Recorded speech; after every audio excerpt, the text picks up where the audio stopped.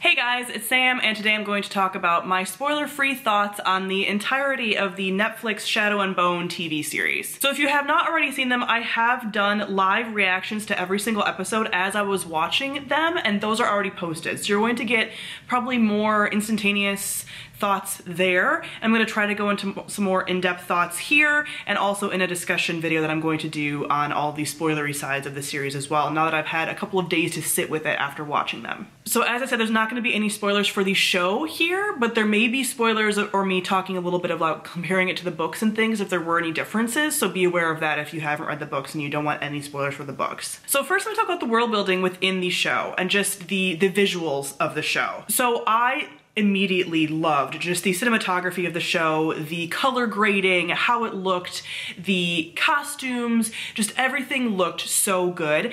And I was actually really impressed with the CGI and things in the show because it's always a mixed bag on how things are going to look. I was never really sure when we had a Shadow and Bone show announced if they were going to get like the different magical elements and like the monsters and things correct, and that there's always like an up in the air thing depending on what the budget's gonna be. And I thought that the scenes with the magic and the monsters and things were really well done, and I was actually very impressed with those. I thought it looked very good. My only complaint there a little bit was there were times that Alina's power looked a little wonky to me, mostly when she's having like full power blasting out from her. I just felt like that was like a little bit hokey, but she does have a power that kind of looks almost like the sun when she's able to like contain it and like make it into an orb. That looks cool. There's just other times that her power looks a little bit different. Like it's almost like at times they couldn't really decide on how exactly they wanted it to look. But overall, really, really good. I loved the way that the Darkling's power looked, always. I thought that looked fantastic all the time. The way that the cut was done was really cool. So overall, very impressed with the looks of the show. Additionally, it was just really cool to see the world. Because I'm a person who is not super great at visualizing when I'm reading, I tend to picture the characters, but not their faces or anything, more so like their mannerisms and how they move, and just very basic things about the world.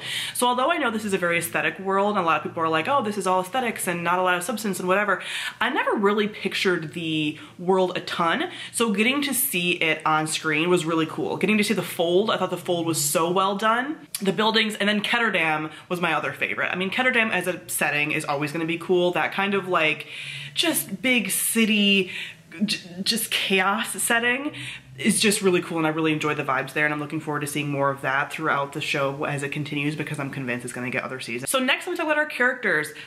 I loved all the depictions of the characters as well. Alina was really good. I end up enjoying the changes they did make to some of the characters as well. Like Alina and Mal are part Shu. We knew that before even going into the series that was announced very early on. And I think they did a pretty good job of showing how that impacted them in the world. They didn't really brush over it.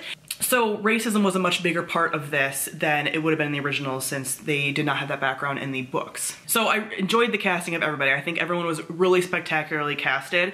And honestly, I think because everyone was so well casted, I almost enjoyed Alina less than I did in the books. Alina is my queen. I've said this from the beginning. I love her as a character, but it was very odd for me to have this situation where I liked her still. She was still great, but she was not my favorite of all of the characters. And I was actually kind of surprised by that. One of the shockers that I was, let's say I was shocked, but I also wasn't shocked because when we were watching the trailers and getting the announcements and things, I was pretty sure that we were gonna be liking him a lot more, was I really liked Mal a ton more in the show.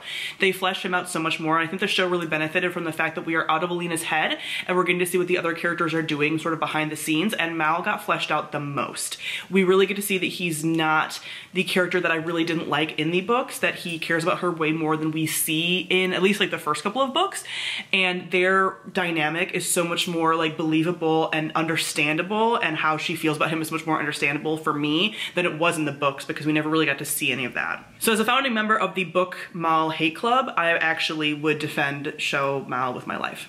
I think the Darkling was super well casted as well. Ben Barnes, we all knew was gonna be really good, and I say this throughout my reaction videos, but his micro expressions are so good. Like he does the character so well. I was also super impressed with a lot of our side characters. I mean, across the board, Jenya, Zoya, all of the crows, everyone was fantastic. I really liked seeing Kaz on screen, although again, it was very odd for me because the crows always felt to me in the books much more adult than they do in the show, which is good because they're supposed to be more like teenagers.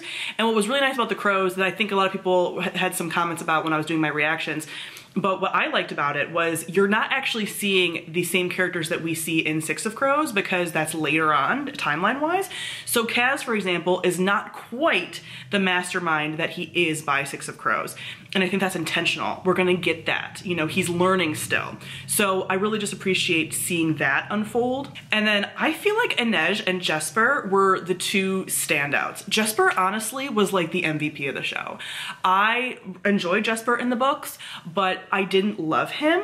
I love him in the show. His actor was so good. He was a scene stealer. Like every time he was on screen, he just stole the show. And I think that's because he's the main comedic relief, so that helps. But he's just so like enigmatic and charismatic and wonderful on screen. So I really adored him. We also get to see a number of different relationships unfolding. We get to see Nina and Matthias, who I haven't even mentioned yet, but both of them are super well casted as well. Like just so good. And their dynamic is wonderful. Like would I have liked Nina to be casted as a more plus size woman? Yes, but I do think this actress did a very good job of really embodying her, and their chemistry, Nina and Matthias, perfect. They're both beautiful people who have really excellent chemistry, and they were probably my favorite couple depiction in the entire show, which I always really liked them in the books as well. They were a very high, well-loved ship of mine, but I think in the show they were my favorite of what we got to see. And we do get to see these other relationships building as well. I think the differences in the relationships that Alina has between like Alina and Mal and Alina and the Darkling are very good because we sort of had this juxtaposition of like sweet,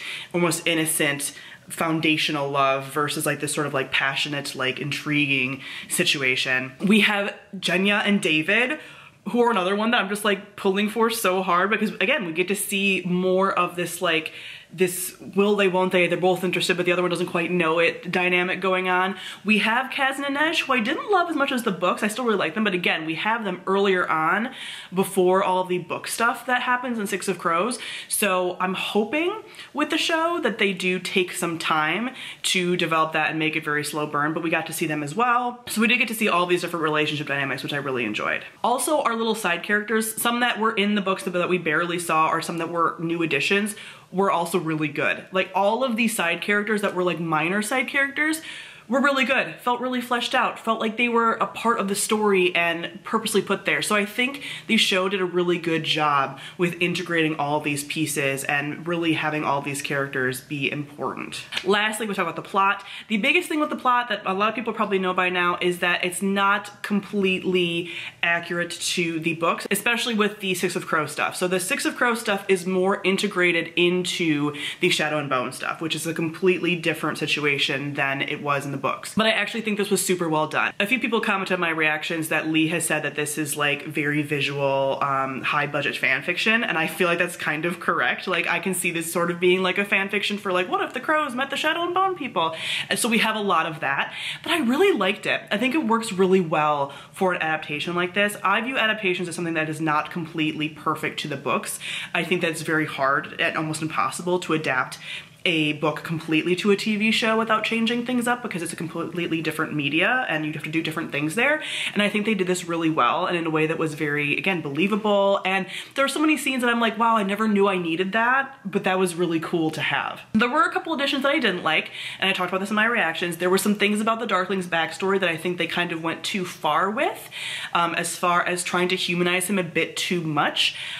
You definitely already had the backstory in the show and then going in with the books too, of him like caring about the Grisha, but also, you know, caring about power and some of these things. And I think they went a little bit too far, in my opinion, with humanizing him. And there were some scenes that they added in that were from later books, things and tidbits that were from later books that I was like, wow, the payoff was so much better when we had that in later parts, and that could have been like drawn out more. So I wasn't a huge fan of that and some of the changes they made with him. Again, Ben Barnes still did a great job and I still genuinely really enjoyed the show, but there were some choices they made with some of the sort of changes and humanizing of him that I just felt like wasn't necessary. But overall, Really enjoyed the show, really enjoyed the plot. I'm very much looking forward to rewatching this before the second season eventually comes out and getting to like fully absorb it, because watching it for content versus watching it for enjoyment is very different. Yes, I still can enjoy something while watching it for content, that's not what I'm saying, but I think if you are into any kind of like media analysis, you know that if you're watching with both your enjoyment brain and your analysis brain, it's a little bit different than just like turning your brain off and watching for enjoyment. So I do look forward to going back to this and rewatching it before the next season comes out. So those are all of my spoiler-free thoughts. Comment below, let me know your thoughts on the Shadow and Bone Netflix adaptation. As I said, I will be doing a spoilery discussion on some of the things that I already kind of touched on in my reactions, but more so kind of what I think is going to be the future of it as well, and just more of my well thought out thoughts now that I've had a few days to kind of digest the series. So I will link that on the screen. So thank you all for watching, and I'll see all of you guys soon. Bye.